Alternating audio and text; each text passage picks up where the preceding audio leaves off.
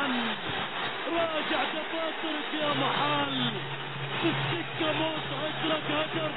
تاريخ نقر اسم الهلال، تاريخ نقر اسم الهلال. لا ياس مع الهلال ولا هلال مع الياس. وجمال سالم، تمريرة من فيصل موسى، تسديدة من نزار حامد، وأبو بكر كيبي على طريقة والدين يسجل هدف التعادل لمصلحة الهلال في الدقيقة 14 من الشوط الثاني. وجمال سالم، تمريرة من فيصل موسى، تسديدة من نزار حامد، وأبو بكر كيبي على طريقة والدين يسجل هدف التعادل لمصلحة الهلال في الدقيقة 14 من الشوط